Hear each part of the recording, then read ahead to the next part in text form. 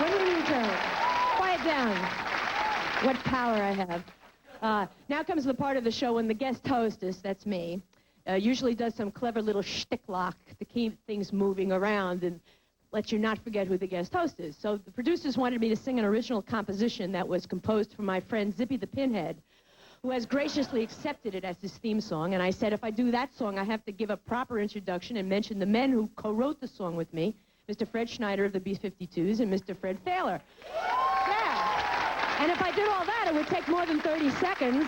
I'm only allowed 30 seconds. And the producer said, no, it won't. You can do all that and still sing the song in 30 seconds. And I said, no way, pal. And then we made a bet on it, and I win. So our next comedian describes himself as being a class clown turned professional. You'll have to wait for the movie, folks. Being a class clown has led him to become one of our favorite headliners at the San Diego and Irvine Improvs. He was the winner of the San Diego Laugh Off, and he has his own radio show in San Diego on 91X.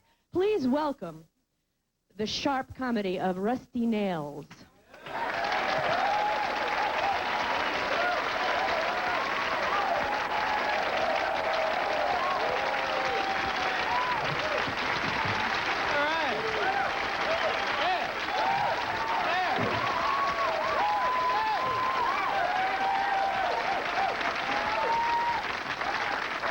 Good night.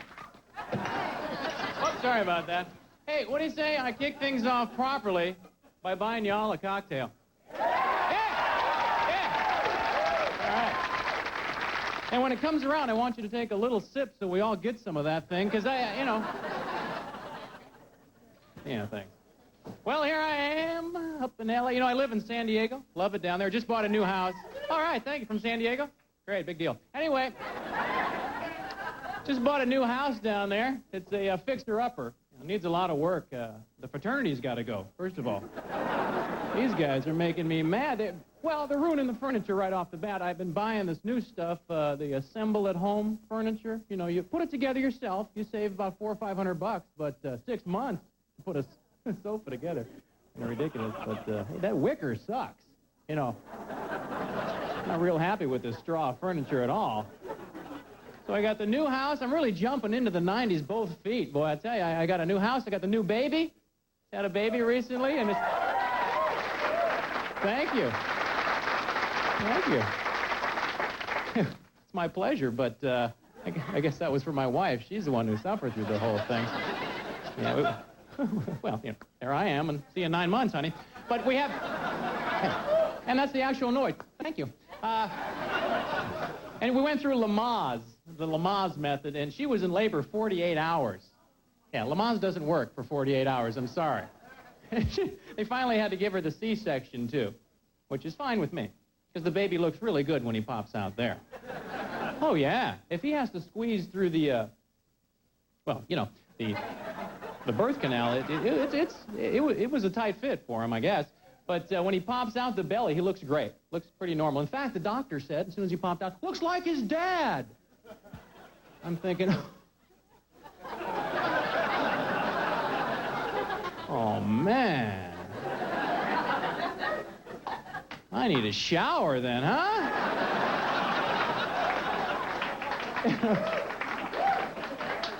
Am I covered in cheese Jell-O, too? Because that's... Enjoy your meal, thank you. Oh, yeah, and a healthy kid, too. He's breastfeeding, which is very good for him. He caught me playing with his dinner before I left the house, but... Well... Yeah. Hey, I tried to explain. There's a table for two here, son. It's good for him, a little breastfeeding. And the doctor warned my wife that it would hurt. It's going to hurt a little bit when the little kid latches on. So he said, rough him up before the, rough him up. I'm thinking, great, let me help here. Bring him in here. Not what he had in mind. He said that he wanted her to drag a washcloth over the, and I do it out here because that's where the end is by this point in the pregnancy. Yeah. And they're real, too. It's not like some of these fake ones you see. Is that a nipple or a valve stem? No, it's actual size right here. And he says, drag a washcloth over it 2 weeks before the child enters the world. A week before, she had to use one of those things for the barbecue. What's that wire brush called? Anybody know? Yeah. Even the guys are doing this now. I don't know why. That can actually hurt. But it's a beautiful thing being a father. It really is. I saw the baby come out, and I thought, oh, my gosh, I want to buy this child everything. You know, a swing, I want to get him right off the bat. But I couldn't afford it. So I got a really nice harness for the ceiling fan. I think, yeah. You know, keep him cool, put him to sleep, teach him to break dance all at once. We can't go wrong with that. I love being a father, too. And now I also bought a new car recently. And I find out, you know, it's something about cars. They seem to say a lot about a person. A friend of mine, he's a pyromaniac, and he drives a Blazer. Now, yeah, and my proctologist drives a Probe. And, yeah. And so I bought a white Celebrity. So, you know, I'm thinking, you might get lucky. It's a great car, too. It's got the AM, FM, CB, CD, cruise control, horn, lights, everything. It's loaded. Yeah, everything. On the turn indicator, all this stuff is, by the way. Have you noticed that about new cars? Everything is right here. It's like a Swiss Army blinker or something. Yeah. I've got a fish scaler I'm not going to use for quite a few years. I don't know what that's good for. The car alarm is handy. I have a little car alarm on there. On a new car, you need it. On an old car, I don't think so. Saw a guy with a 74 Vega and a car alarm. I'm thinking, yeah, your 8-track's safe without it, buddy. No one's going to steal those macrame curtains. Don't worry about it. And I put a phone right there in the car. That's very handy. Telephone right there in the front, you know. Because someday we're all going to have phones in our car. And then you can call the guy in front of you. Say, hey, bozo. Yeah, a couple questions have come up back here. You're like, how long are you going to drive around with the blinker on? Uh-huh. All right, bozo. Did you know your seatbelt's been making sparks since you left the mall?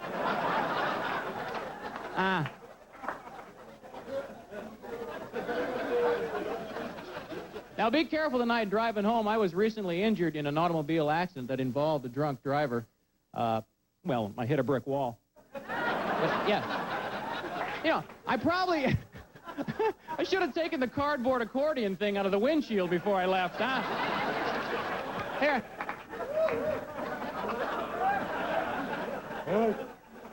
I thought it was the same billboard for 45 miles, you know.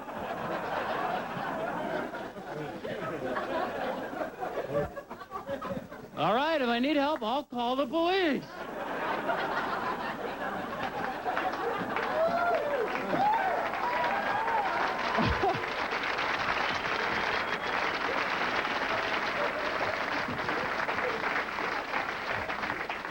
I think the nicest part about this car, though, the white Celebrity, is it talks to me. No buzzers, no bells. I hear white celebrity voices like Mr. Rogers going, "It's a beautiful day in the neighborhood, but you left your lights on."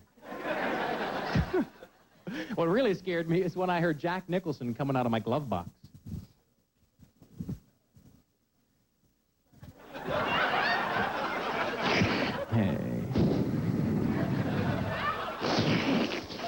Hey, how long you gonna drive around with that damn door open?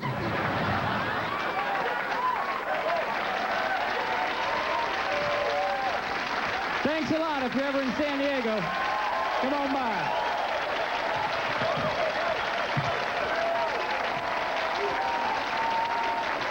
Rusty Nails. Rusty Nails. Don't go too far. We already have, because we'll return with an evening at the Improv faster than I can sing Zippy's theme. This evening is one of America's foremost political comedians. You can catch him on his own half-hour HBO special, and he's appeared numerous times on Late Night with David Letterman. Please welcome Will Durst.